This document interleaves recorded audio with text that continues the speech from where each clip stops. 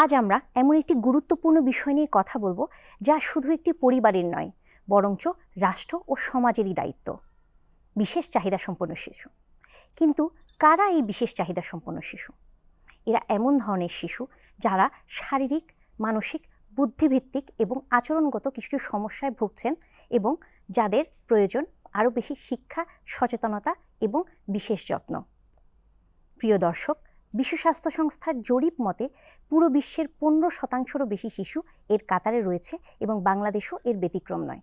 বাংলাদেশেও লক্ষাধিক শিশু সেরেব্রাল পলসি, ADHD, অটিজম আরও বিভিন্ন রকম বিশেষ চাহিদা নিয়ে বড় হচ্ছে। অথচ পরিপূর্ণ যত্ন, চিকিৎসা ও সচেতনতাই তাদের জীবনে আনতে পারে আমূল পরিবর্তন। প্রিয় দর্শক, বাংলাদেশ টেলিভিশন চট্টগ্রামের খাদ্য ও পুষ্টি বিষয়ক বিশেষ আয়োজন পুষ্টি কথায় আপনাদের সকলকে সাদর আমন্ত্রণ জানাই। আমি ডক্টর বুশরা। আজ আমাদের বিষয় বিশেষ চাহিদা সম্পন্ন শিশুদের পুষ্টি।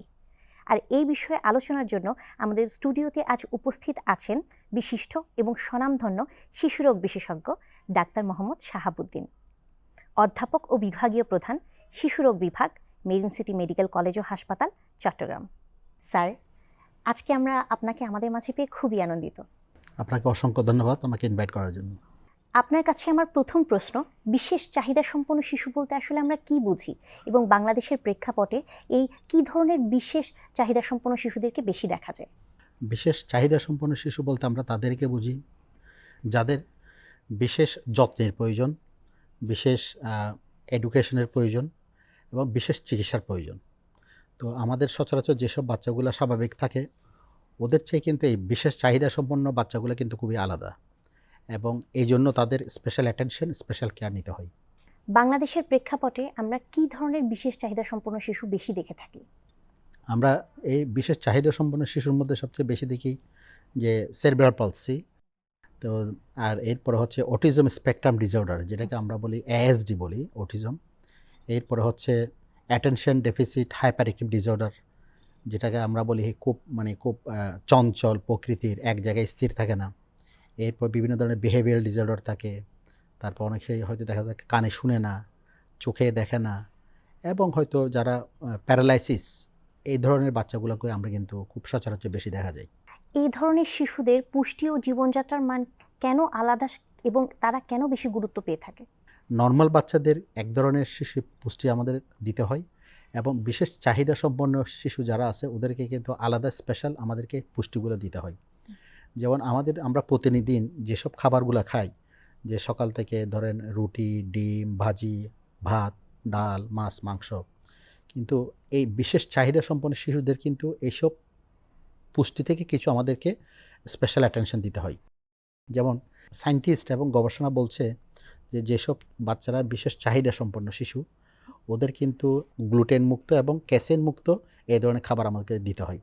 কারণ স্টাডিতে দেখা গেছে এই যে গ্লুটেনযুক্ত এবং ক্যাসিনযুক্ত খাবারগুলা অনেক সময় এই ধরনের বিশেষ চাহিদা সম্পন্ন শিশুদের কিন্তু তার বৈশিষ্ট্যগুলি কিন্তু অনেকটা বাড়ায় দেয়। এই জন্য এইসব গ্লুটেন এবং ক্যাসেন মুক্ত খাবার ওদের জন্য প্রযোজ্য। এবং আরও বিশেষ করে চকো ফ্লেভার, বিভিন্ন ধরনের এই কেমিক্যাল যুক্ত খাবার, এবং এগুলা ওদের কাছ থেকে আমরা একটু অ্যাভয়েড করার চেষ্টা করব। বিশেষ চাহিদা সম্পন্ন এই শিশুদের খাদ্য তালিকাটি কেমন হওয়া উচিত? তারা কি কি খাবেন এবং কি কি পরিহার করবেন? সবগুলা, যেমন আমরা বিশেষ চাহিদা সম্পন্ন শিশু যদি পুষ্টিগুলো বলি, তারা একটা ব্যালেন্স ডায়েট আমাকে দিতে হবে। এর মধ্যে কার্বোহাইড্রেট, আমরা যেটা বলি শর্করা, প্রোটিন দিতে হবে, আমিষ এবং ফ্যাট দিতে হবে, চর্বিযুক্ত খাবার সবই দিতে হবে ব্যালেন্স। সাথে বিভিন্ন ধরনের ভাইটামিন এবং মিনারেল সমৃদ্ধ খাবার। এর মধ্যে যদি বলি ফ্রুটস, আমাদের সিজনাল ফ্রুটস যেগুলো পাওয়া যায় এগুলা।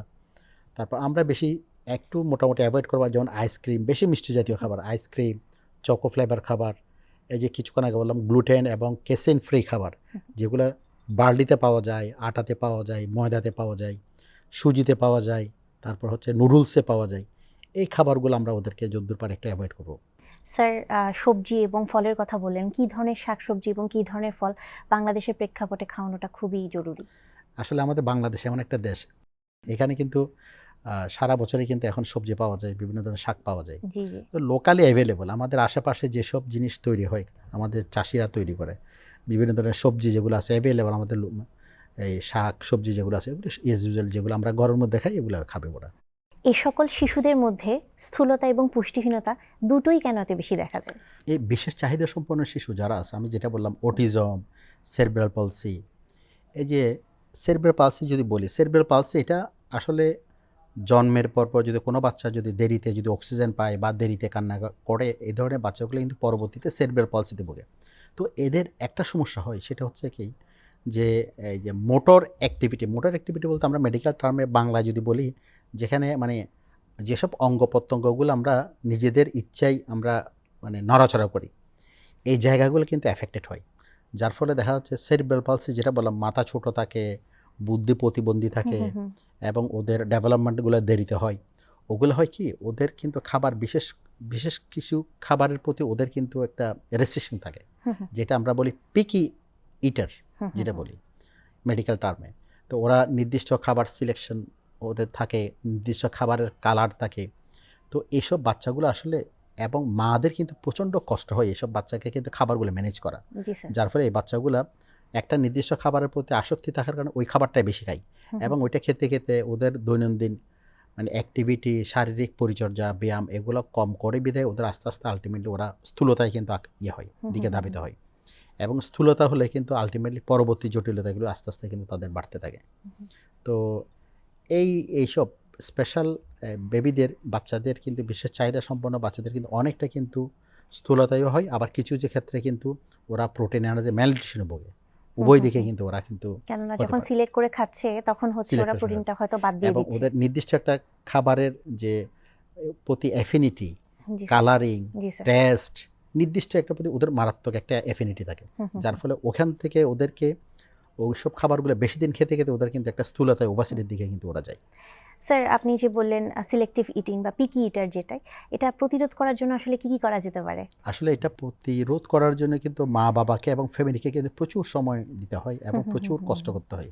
মারা কিন্তু আমাদের দেশের মারা আমরা যেগুলো হিস্ট্রিগুলো শুনি, ওরা কিন্তু অসম্ভব, ওরা মাঝে মধ্যে খুব মানে খুব কষ্টের মধ্যে দিন যাপন করে। একটা বাচ্চাকে খাবার খাওয়াতে ওদের মিনিমাম 1 ঘন্টা থেকে 1.5 ঘন্টা সময় লেগে যায়।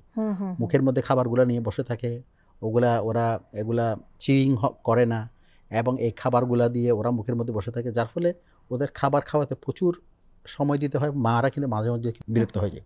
এই জিনিসটা প্রতিরোধ করার জন্য বলবো যে একদিন একটা কালারিং খাবার ওদেরকে সিলেক্ট করা এবং খাবারের মধ্যে টেস্টের যে স্বাদের বৈচিত্র্য নিয়ে আসা এবং কম্বিনেশন খাবারগুলো কিন্তু চুজ করা যদি মোটামুটি, এবং ওই সময় খাবারের সাথে যদি ওদেরকে কিছু রিওয়ার্ড দেওয়া হয়, ওদের সাথে কিন্তু কিছু ভালো কথা বলা হয়, অ্যাপ্রেজ করা যায়, তাহলে কিন্তু ওরা কিন্তু আগ্রহটা বাড়ে খাবারের প্রতি। অটিজম স্পেকট্রাম ডিসঅর্ডার এটি আসলে কি এবং এর প্রাথমিক লক্ষণগুলো কি হতে পারে? এই সকল শিশুর জন্য বিশেষ খাদ্য তালিকা, যেমন আপনি বললেন গ্লুটেন ফ্রি, কেজিন ফ্রি খাদ্য তালিকা যেরকম, এগুলো কি আসলেই খুবই উপকারী হয়ে থাকে? অটিজম এখন আমাদের কিন্তু মিডিয়ার যুগে কিন্তু অটিজম স্পেকট্রাম ডিসঅর্ডার, অটিজম আসলে আমরা সবাই কিন্তু এখন সচেতন। আমাদের প্রতি বছর আমরা কিছুদিন আগে মেরিন সিটি মেডিকেল কলেজে 2রা এপ্রিল যে বিশ্ব অটিজম দিবস পালিত হয়েছে, সারা বাংলাদেশ পৃথিবীর সাথে আমরাও কিন্তু একটা অনুষ্ঠান করেছিলাম। তো এগুলো আসলে অ্যাওয়ারনেস ক্রিয়েট করা। তো এখন কিন্তু মোটামুটি সবাই মিডিয়ার সুবাদে কিন্তু সবাই কিন্তু অটিজম সম্পর্কে কিন্তু জানে। তো অটিজম এমন একটা মানে এটা একটা ডিসঅর্ডার, যেটা বাচ্চারা যে ওদের মানে কি বলে এই যে সমবয়সী বাচ্চাদের সাথে মিশতে পারে না, তারপর একই কাজ বারবার করে, তো তারপর হচ্ছে সোশ্যাল ইন্টারাকশন, সামাজিক ইন্টারাকশন, ফ্যামিলিয়াল ইন্টারাকশন ওরা কিন্তু ওদের থাকে না। ওরা নিজস্ব একটা আলাদা ভুবনে ওরা থাকতে চায়, যার ফলে ওদের ডেভেলপমেন্টাল ডিলে থেকে শুরু করে এবং ওরা পুরা একটা জগতের থেকে ওরা কিন্তু বাইরে। এই যে ওরা পুরো একটা আলাদা একটা জায়গায় ওরা নিজেকে একটু তৈরি করে রাখা, তারপর কিছু জিনিস যেমন মানে আছে সিমটম আছে যেগুলো দেখে আমরা বুঝতে পারি যে ওর অটিজম। সে নিজে কথা বলে, ওকে নাম ধরে ডাকলে সে রেসপন্স করে না। ওকে আমি যদি বলি তুমি কি খেয়েছো, সেও কিন্তু একই কথাটা আবার কিন্তু রিপিট করে, তুমি কি খেয়েছো, সে আনসার দেয় না।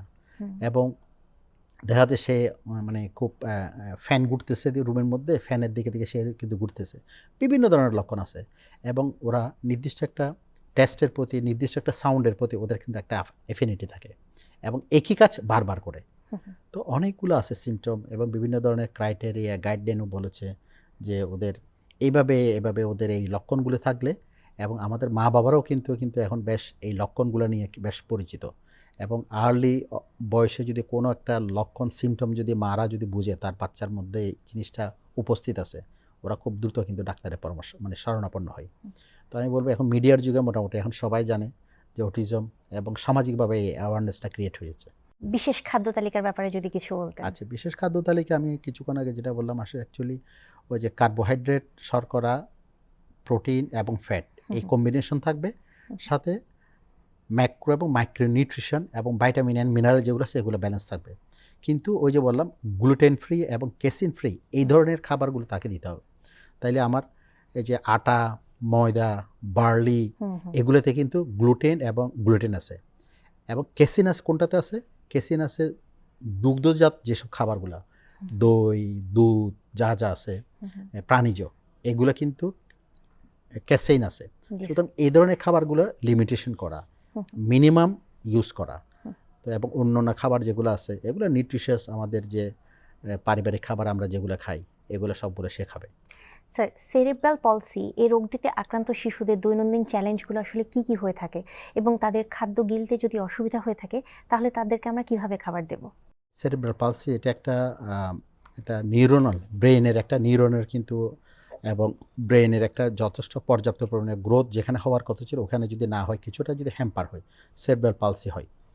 এইসব কারণে কিন্তু বাচ্চার কিন্তু মেইন প্রবলেমটা হয় তার কিন্তু মুখের খাবারে, এবং তার ব্রেইনের মধ্যে তার ব্রেন ম্যাচুরিটি, তার ডেভেলপমেন্টটা ঠিকমতো হয় না, যার ফলে তার যে সে হয়তো শরীরের একটা অংশ তার প্যারালাইসিস থাকতে পারে, অথবা শরীরের একটা অংশের মধ্যে তার জড়তা আসতে পারে, এবং মুখের মধ্যে তার আমরা যেসব খাবারগুলো চিবিয়ে খাই ওদের মধ্যে এই চিবিয়ে খাওয়ার প্রবণতাটা অনেকটা কমে যায় এবং থাকে না বললেই চলে অনেক সময়, যার ফলে ওদের খাবারের মধ্যে খুব বেশি সমস্যা হয় মা বাবাকে এই খাবারগুলো তাকে ম্যানেজ করা, এবং আমরা বলবো যে তাকে নরম করে খাবার, অল্প অল্প খাবার বারে বারে দেয়া, এবং যেসব খাবার বলা হচ্ছে বাচ্চাদের ক্ষেত্রে হাইলি নিউট্রিশিয়াস ডায়েটগুলো দিতে এবং ভেরি স্মল অ্যামাউন্ট এবং রিপিটেড বারবার ভেরি স্মল অ্যামাউন্ট ফ্রিকুয়েন্টলি দিতে বলছে।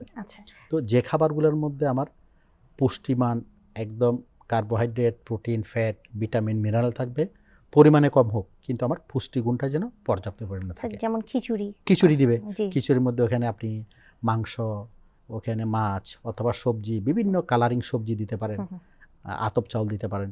আমার পরবর্তী প্রশ্ন ADHD-তে আক্রান্ত শিশুদেরকে নিয়ে, তাদের খাদ্যাভ্যাসের সাথে কি তাদের আচরণগত কোনো সম্পর্ক রয়েছে?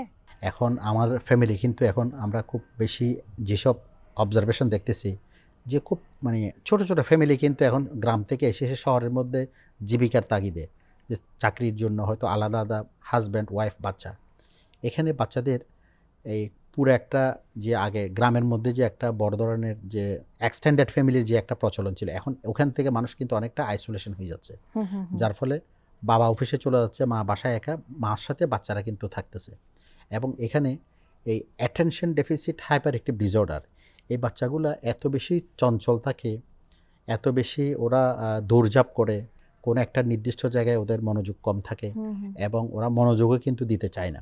এটা আসলে ওদের কোনো দোষ নেই, এটা তার একটা বিহেভিয়ার একটা ডিসঅর্ডার। তো এই বিহেভিয়ার ডিসঅর্ডারের মধ্যে কিছু কিছু খাবার কিন্তু এই ডিসঅর্ডারকে, attention deficit hyper active disorder কিন্তু বাড়িয়ে দেয়। যেমন বেশি এক্সেসিভ সুগার কন্টেন্ট খাবার, বাচ্চারা আইসক্রিম পছন্দ করে, বাচ্চারা জুস পছন্দ করে, এই জুসের মধ্যে, আইসক্রিমের মধ্যে বিভিন্ন ধরনের কালারিং ম্যাটেরিয়াল, কালারিং ফুড থাকে এগুলা, এবং হাই সুগার, এগুলো কিন্তু অ্যাগ্রাভেটিং ফ্যাক্টর। এই যে এইসব অ্যাটেনশন ডেফিসিট, মানে যেসব বাচ্চা কোনো কাজে মনোযোগ দেয় না, এই ডিজিজের সাথে সুগার এবং এক্সেসিভ কালারিং ম্যাটেরিয়ালগুলো কিন্তু দায়ী। এবং গবেষণায় আরেকটা জিনিস বলছে, যেসব খাবারের মধ্যে চকো ফ্লেভার আছে, choco biscuit, choco colour chocolate, choco juice, এটাও কিন্তু attention deficit hyper active disorder কিন্তু অনেকটা রিস্ক ফ্যাক্টর হিসেবে কাজ করে। সুতরাং আমরা বলবো বেভারেজ জাতীয় আর্টিফিশিয়ালি প্রিপেয়ার্ড খাবার, জাঙ্ক ফুড, বিশেষ করে জাঙ্ক ফুড, এগুলো কিন্তু এইসব বাচ্চাদের ক্ষেত্রে অ্যাভয়েড করার জন্য মা বাবার প্রতি এটা পরামর্শ। তাহলে স্যার বাচ্চাদের আমরা শারীরিক ও মানসিক কি রুটিন আমরা মেনে চলতে পারি এডিএইচডি বাচ্চাদের জন্য? রুটিন হচ্ছে আসলে এই বাচ্চাকে সময় দেয়া। কোনো মা বাবা যদি মনে করে আমার বাচ্চা বেশ চঞ্চল, আমার বাচ্চা কোনো কথা শুনতেছে না, অসম্ভব রাগী মেজাজি খুব বেশি, যখনই মনে হবে অবশ্যই এখন আপনারা শিশু বিকাশ কেন্দ্রে আমাদের যে বিহেভিয়ারাল থেরাপিস্ট আছে, সাইকোলজিস্ট আছে, ওদের পরামর্শ আপনারা নেবেন। এবং বলবো যে যখনই এবং বাচ্চাদেরকে পর্যাপ্ত পরিমাণে একটা সময় দেয়া এবং বাচ্চাদের দৈনন্দিন কাজের মধ্যে একটা রুটিন করে দেয়া, বাচ্চারা যেসব কাজ করবে মা বাবারা কন্টিনিউয়াস ওদেরকে সাপোর্ট দিবে, কথা বলবে, কোনো একটা ভালো কাজ করলে ওর সাথে ওকে একটু মানে অ্যাপ্রাইজ করবে, একটা দিবে, পুরস্কার করবে। এইসব ছোটোখাটো কাজের মধ্যে বাচ্চারা কিন্তু বেশ আগ্রহ পায়, বেশ ওরা খুশি হয়। সুতরাং এবং সেই সাথে অবশ্যই থেরাপিস্টের পরামর্শ নিতে হবে। কিন্তু ডেভেলপমেন্টাল ডিলে থাকলে খাওয়া দাওয়া আর পুষ্টি কিভাবে প্রভাবিত হয়? ডেভেলপমেন্টাল ডিলে বলতে আমরা বুঝি 1.5 মাসে মায়ের চোখে না তাকানো, 3 মাসে ঘাড় শক্ত না হওয়া, তারপর হচ্ছে 6 মাসে না বসা, তারপর 9 মাসে হামাগুড়ি না দেয়া, বা অথবা 1 বছরে সে না হাঁটা না দাঁড়ানো, 2 বছরে বা 1 বছরে একটা শব্দ না বলা, 2 বছরে পুরো একটা সেন্টেন্স না বলা। এবং এগুলোর সাথে আরও কিছু সেন্সরি কিন্তু বিষয় কিন্তু জড়িত।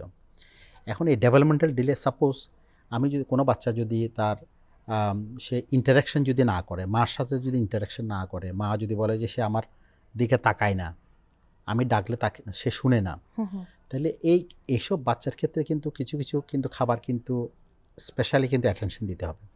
যেমন আমি বলি যে কার্বোহাইড্রেট প্রোটিন এগুলো খাবে, অসুবিধা নেই, কিন্তু ফ্যাটকে কিন্তু এখানে বাড়াই দিতে বলছে, ফ্যাট। এবং সেই সাথে ডোকোসাহেক্সনিক অ্যাসিড, ডোকোসাহেক্সন ডিএইচএ এটা একটা যেসব খাবারের মধ্যে ডোকোসাহেক্সনিক অ্যাসিড থাকে ওইসব খাবারগুলো কিন্তু বাড়াই দিতে বলছে। যেমন এগুলো কিসে পাওয়া যায়? বাদামে পাওয়া যায়, সিরিয়ালে পাওয়া যায় বিভিন্ন, তারপর হচ্ছে সামুদ্রিক মাছে পাওয়া যায়, ডিমের কুসুমে পাওয়া যায়, ঘিতে পাওয়া যায়। সুতরাং যেসব বাচ্চার ডেভেলপমেন্টাল ডিলে ওদের কিন্তু স্পেশাল এইসব ব্যালেন্স ডায়েটগুলো দিতে বলছে।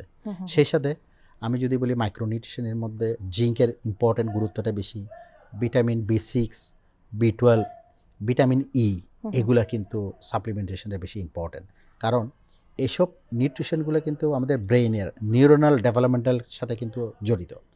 এই জন্য যেসব খাবারের মধ্যে বললাম যে ডোকোসাহেক্সানিক আছে, ডিএইচএ আছে, যেসব খাবারের মধ্যে B6, জিঙ্ক, আয়রন, বিশেষ করে আরেকটা ইম্পর্টেন্ট হচ্ছে আয়রন, এই খাবারগুলো সমৃদ্ধ খাবারগুলো আমাকে দিতে হবে।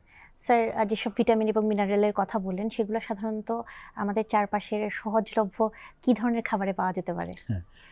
ভিটামিন, আয়রন যদি জানেন, আপনি দেখেন যে সিম্পল কলার মধ্যে পাওয়া যায়, কাঁচা কলা, পাকা কলার মধ্যে পাওয়া যায়, কচু শাকে পাওয়া যায়, বিভিন্ন ধরনের আমাদের কালারিং শাকসবজি যেগুলো আছে অ্যাভেলেবল প্রতিদিন বাজারের মধ্যে খুবই সস্তা পাওয়া যায়। এইসব শাকসবজির মধ্যে প্রচুর ভিটামিন এ, সি, তারপরে এবং ভিটামিন জি, সবগুলো ভিটামিন এখানে আছে শাকের মধ্যে। সবজি যদি বলি, পেঁপে আছে, মিষ্টি কুমড়া আছে, লাউ আছে, ফুলকপি আছে, মানে সবগুলো আমাদের দেশে যেসব এবং আমাদের কৃষকের যেসব ফল ফ্রুট তৈরি করে, শাকসবজি তৈরি করে, ওগুলোর মধ্যে প্রচুর পরিমাণে ভিটামিন এবং মিনারেল রয়েছে। স্যার, এবং চিনি কি তাদের একেবারেই দেওয়া যাবে না? বাচ্চাদের ক্ষেত্রে কিন্তু এক্সেস সুগার, এক্সেস সল্ট এবং এক্সেস স্পাইসি এই ধরনের খাবারগুলি কিন্তু বর্জন করতে বলছেন। কারণ ছোটোবেলা থেকে সে যদি খাবারের মধ্যে যে অতিরিক্ত চিনি, অতিরিক্ত লবণ, এগুলো যদি সে অভ্যস্ত হয়ে যায়, পরবর্তীতে কিন্তু তার মানে বডিতে এটা হেলথ হ্যাজার্ড হিসেবে কিন্তু অনেক সময় এটা মানে তার ইফেক্ট হয়। তো এই জন্য, এবং বলা হচ্ছে অতিরিক্ত সুগার এটা আমাদের বডির জন্য কিন্তু এটা খারাপ। সুতরাং এই হাইপার সুগার বেশি থেকে, হাইপার গ্লাইসেমিয়া থেকে তার বিভিন্ন ধরনের মেটাবলিক ডিজিজ অথবা তার এইসব অটিজম বলেন, তারপর হচ্ছে attention deficit hyper active disorder, এবং এটা বৈজ্ঞানিকভাবে পরিচিত। বেশি অতিরিক্ত সুগার যেসব বাচ্চারা খায় ওরা কিন্তু বেশ চঞ্চল থাকে এবং বেশ হাইপার অ্যাক্টিভ থাকে। সুতরাং এটা অ্যাভয়েড করাটা বেশ মানে ইম্পর্টেন্ট। স্যার, বর্তমানে আসলে একটা সমস্যা প্রায়ই দেখা যাচ্ছে যে বাবা মা দুইজনই খুব ব্যস্ত থাকায় বাচ্চা কাচ্চাদেরকে মুঠো ফোনে ছড়া, কার্টুন অথবা গান ছেড়ে তাদেরকে খাওয়ানোর অভ্যাস করছেন। এটার প্রতিক্রিয়াটি আসলে কি হতে পারে স্যার? এটা আসলে মা বাবারাই কিন্তু আমাদের কাছে চেম্বারে একটা প্রায় অভিযোগ করে যে স্যার বাচ্চা মোবাইল না দেখলে কিন্তু খাবার দাবার খাচ্ছে না, টিভি না দেখলে, কোনো মিডিয়া যদি না দিই, তাই সে খাচ্ছে না। তো এটা আসলে খাবারের সময় যে মোবাইল দেখা, বিভিন্ন ধরনের জিনিস দেখে তাকে খাবার খাওয়ানো, এটা কিন্তু একদমই ঠিক না। কারণ আপনি খাবারের মধ্যে একটা তরকারি নিলেন, সে কী কালার, গাজরের কালার কী, একটা ডিম নিলেন, ডিমের কালারটা কী, ভাতটা কীরকম, শাকসবজিটা নিলেন কীরকম, তো সে কিন্তু ওইদিকে তাকাইছে, মোবাইলের দিকে তাকাইছে, সে কিন্তু খাবারের দিকে তাকাচ্ছে না। সুতরাং তার খাবারের সাথে তার একটা ইন্টারাকশন হচ্ছে না। এটার মধ্যে একটা আমরা জানি যে একটা ব্রেনের ডেভেলপমেন্ট, যে খাবারতে একটা স্টিমুলেশন তার চোখে গেল, চোখ থেকে ব্রেনে গেল, ব্রেন থেকে একটা অর্ডার আসলো, সে কীভাবে খাবারটা আইডেন্টিফাই করলো, খাবারটা কীরকম, তার টেক্সচারটা কীরকম, খাবারটা খেতে কীরকম, টোটাল একটা অনুভূতি থেকে কিন্তু সে স্টিমুলেশন থেকে সে কিন্তু তার গ্যাপ রয়ে যাচ্ছে। সে কিন্তু মোবাইলের দিকে তাকায় মোবাইলের দিকে তাকাচ্ছে, এদিকে মা বোলাস করে করে বাচ্চাকে খাওয়াচ্ছে। সুতরাং এটা তার একটা ইন্টারাকশন হচ্ছে না। এবং এটাতে হচ্ছে কি, তার খাবারের প্রতি অনীহা, খাবারের প্রতি তার একটা মানে আগ্রহ তৈরি না হওয়া, স্টিমুলেশন যদি না হয় তার আগ্রহ তৈরি হবে না।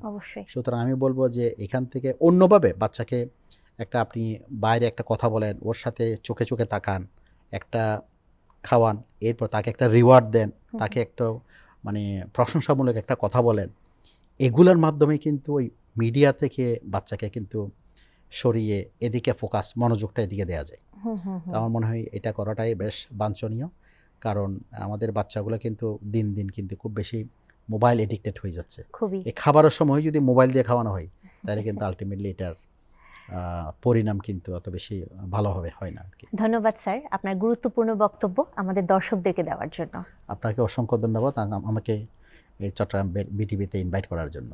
কথায় কথায় আমরা অনুষ্ঠানের একদম শেষে চলে এসেছি। পরবর্তীতেও আপনাদের সামনে এমন গুরুত্বপূর্ণ কিছু বিষয় নিয়ে আবার আসবো, এই প্রত্যাশায় আজ এখানেই বিদায় নিচ্ছি। সবাই ভালো থাকুন, সুস্থ থাকুন, চোখ রাখুন বাংলাদেশ টেলিভিশন চট্টগ্রামের পর্দায়।